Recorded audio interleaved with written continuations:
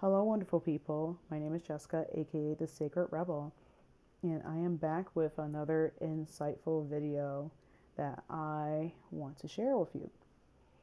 So, I am using my headphones again because we are in the middle of a snowstorm and the house likes to creak and likes to shake, shaking his ass.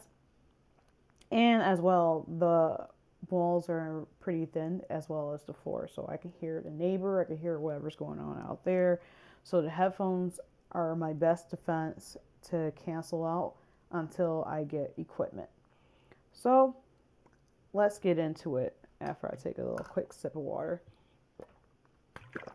Okay, so the topic I want to talk about is something that I've been learning to do for myself, and it took me many years to really like excuse me, hone this skill.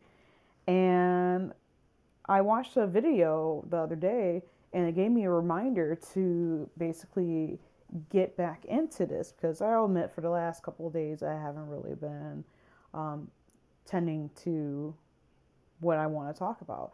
And the thing I want to talk about is self-care, pouring into yourself. What does it mean? What it can look like? And also why we should mind our own business when it comes to someone else's come up or how they're pouring into themselves. So, growing up, I never really was taught a thing about like mental and spiritual self care. Whenever something emotional would happen to me growing up, it was quite often dismissed. And I'm not going to get deep into the topic, but let's just say that I never was taught about my femininity other than what is the standard required for a female in, you know, society.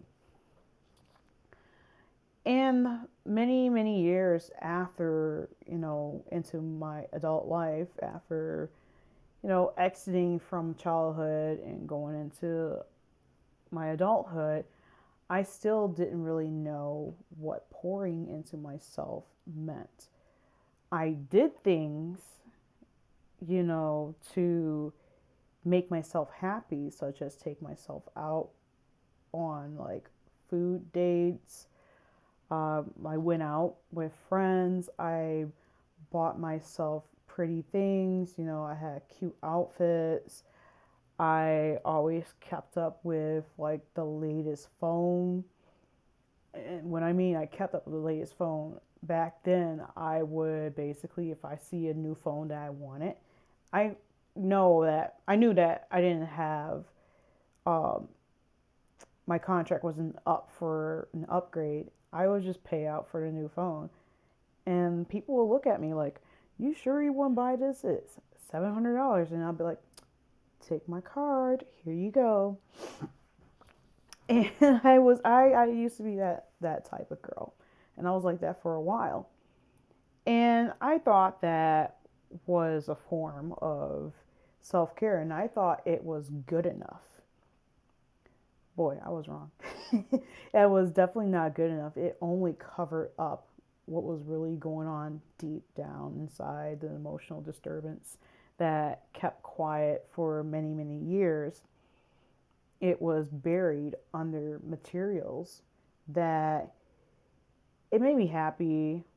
At the same time, it was just like a temporary happiness.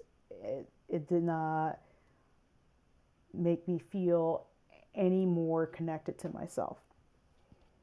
And pouring into yourself right now, to me, pouring into myself is more aligned with meditating. And if I'm having an issue, thinking on that issue and talking myself through the issue, or maybe finding a friend to like really connect emotionally to release the issue.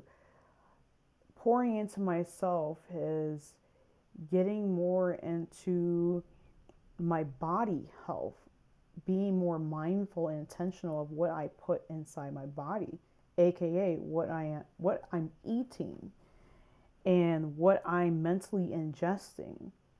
Because back then I would just, they call it what they call it now, doom scrolling. I would just doom scroll on my phone, just sitting right there. I can be on Facebook for like 3 to 4 hours and not being educated about anything other than people. A lot of people are insanely rude and insanely stupid. That's where I'm gonna leave it at right there. And that's what I used to do. But now I don't touch my phone that much when it comes to pouring into myself. I do educate myself. Yes, I do educate myself and I keep up with wholesome content, but I don't allow it to be the center of my self care. And I take my self care very seriously at times. I take it seriously. If I'm tired, I rest. If I am motivated, I get right to creating something. And that connects me with my own divine femininity. And I've been learning more about my divine femininity as I pour into myself more in a spiritual manner. And we tend to forget that a lot, especially women. Women tend to forget that a lot. They see these other women out here with the cars, the cute dresses, them getting their hair and nails done once a week, them living in, you know, a beautiful area. They're in Bali, they're doing this, they're eating exquisite cuisines. And a lot of women believe that's the extent of pouring into yourself. You get all of these benefits and not understanding that that could be a form of pouring into yourself. At the same time, you can't forget to nourish your own self internally, especially your inner child. Your inner child is there forever. She's she or he is not leaving. She, he, they, sorry. They're not leaving. They're there forever. And while you can feed your inner child with different toys and stuff that or experiences that you missed out growing up, you still need to really deeply connect with your inner child. And that is done by really pouring into yourself on a deeper level.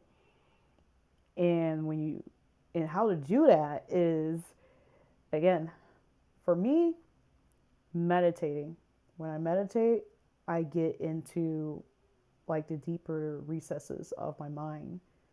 I really peel apart what needs to be pulled back because we often put barriers against ourselves more than the people outside of ourselves. Pouring into myself is doing sound therapy.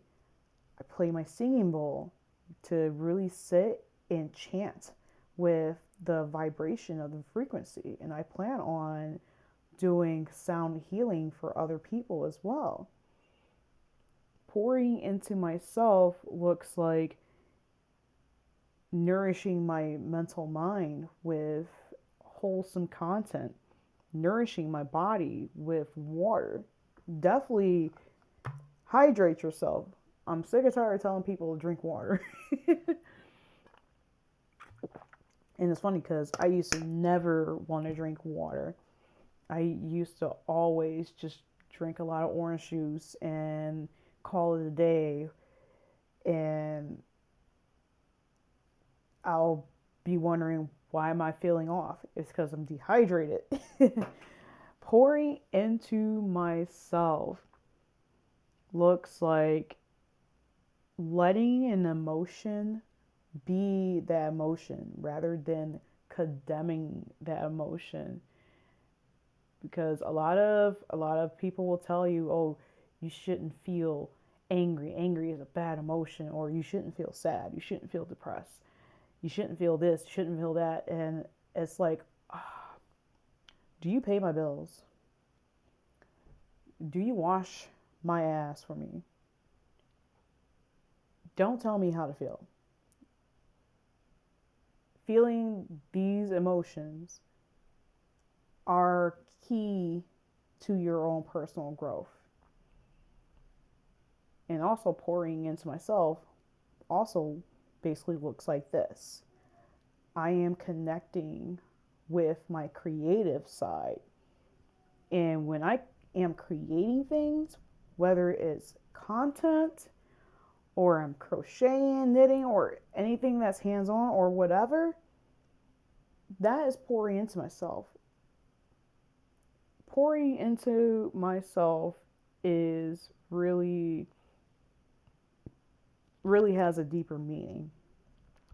And I hope that other people can acknowledge that for themselves too when it comes to pouring into themselves.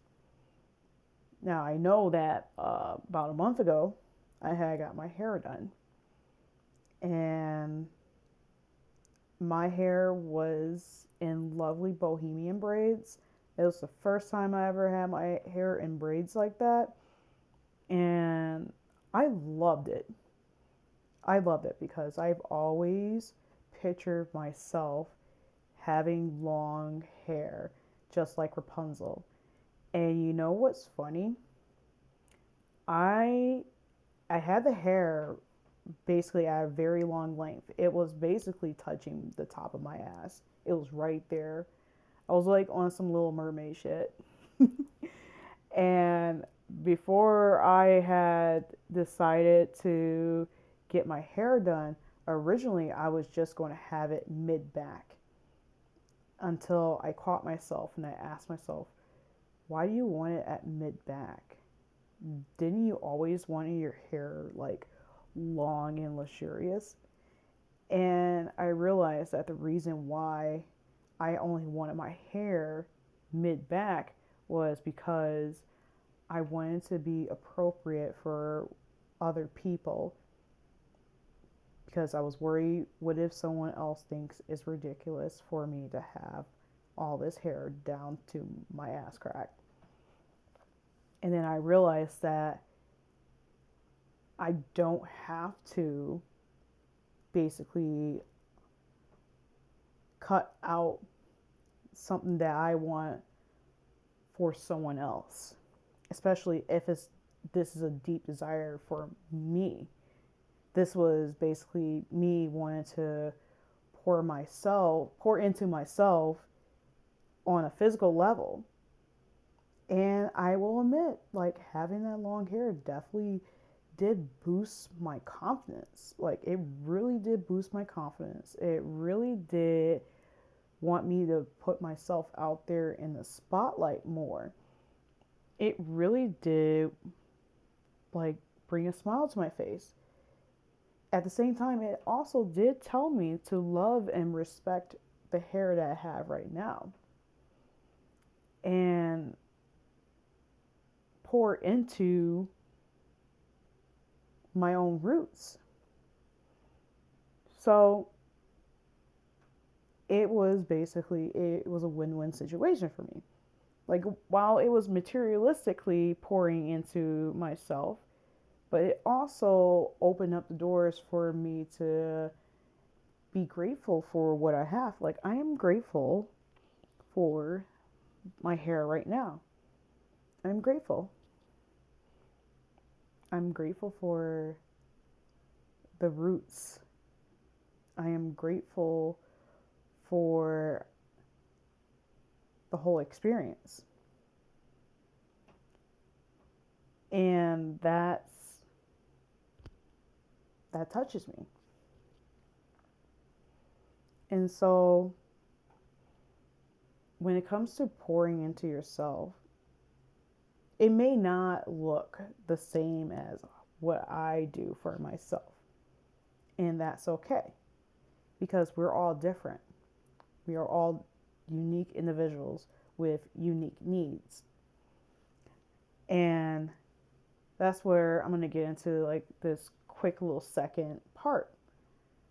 When someone else is coming up and pouring into themselves in a different way, regardless if it's materialistic or spiritually what they're doing or however they're doing, is really none of our concern, you know, how someone else is having or serving their come up.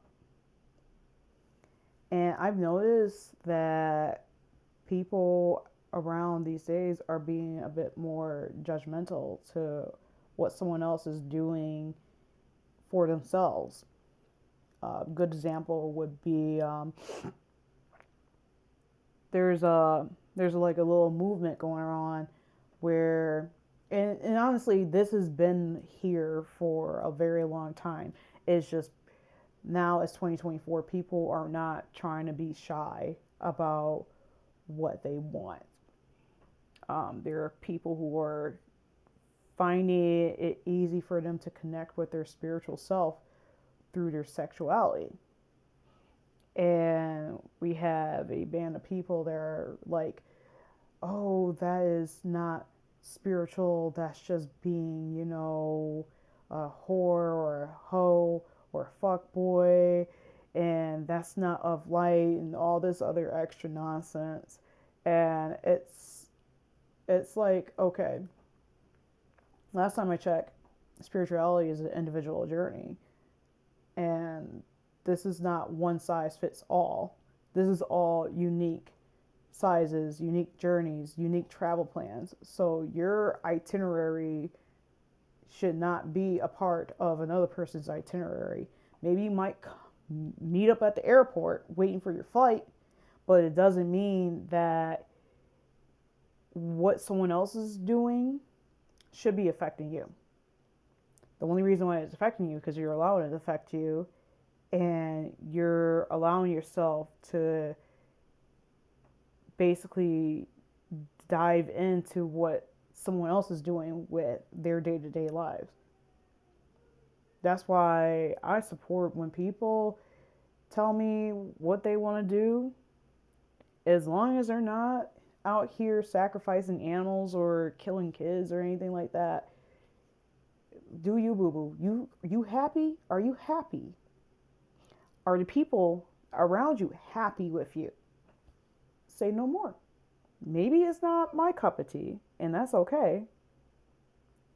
But it doesn't mean that I have to project my displeasure onto what they're doing. Simple. And I'll admit, there was a point in time, a long time ago, I used to be judgmental of other people, what they do sexually, or here's a good example. I used to be very judgmental when people share their lives on like Instagram and what they're doing and whatnot. They'll always like have like these videos of them showing them doing epic stuff, and I used to be like, that is corny. Oh, that's corny. They're always filming about themselves. That's corny. They always getting, you know, on these flights out somewhere or being in the middle of the woods in a beautiful place. And honestly, instead of like, I could have spent half of the energy of me being judgmental, I could have just been saying, you know what, that is great that they're doing this. That is wonderful. Oh, that place is beautiful. It takes just a little bit of energy to pay some compliments and feel gratitude for someone else than to just say, oh, they're corny. for doing that. And I used to give that like weird like energy, and I didn't like that. When I had opened myself to receive messages from the Most High, when I opened myself up to myself as well, I noticed that I prize peace more than trying to basically dismantle someone else's lifestyle or how they pour into themselves in their journey. And I think a lot of us need to take a couple seats, sit down, and really think, how is this person and what they're doing affecting your life personally? And that's when I learned to be really less judgmental of things like that. That's when I had said to myself, I developed this. Are they personally affecting my pay? I'm still getting paid. Okay. Therefore, why would I allow it to cloud my mind? I got bigger and better things to do than to worry about what someone else is doing. And I got bigger and better things to do than to worry about how I do things for myself. So regardless if, I'm going to say it again, regardless if someone is doing certain things, whether it's materialistically, that's their business. If that's how another person pours into themselves, all right, that's fine. I can only hope that one day, if they're not mentally or spiritually pouring into themselves, I hope that someday that they will, give that a shot too. But if they're happy, they're happy. And which way you pour into yourself, if it makes you happy, it makes you happy. That's it. That's it. Only the real ones will stick around and still be your best friend, your guides, regardless of how you pour into yourself. And that is it for today's podcast. I wanted to get that out because I'll admit I've been neglecting pouring into myself for the last week or two. I've been putting my work more up front than myself, and I have to work on, doing that, switching it up, put myself more in the forefront than my job, and also have to work on receiving. A lot of people don't know how to receive. I am one of those people that do not know how to receive. That is something that I am working on too. And that is another form of pouring into yourself, is being open to receive. And that can be from anything from material possessions, help, or just a simple suggestion that is wholesome. All right, guys, I'm going to end this here, and hopefully I'll see you next time. Bye.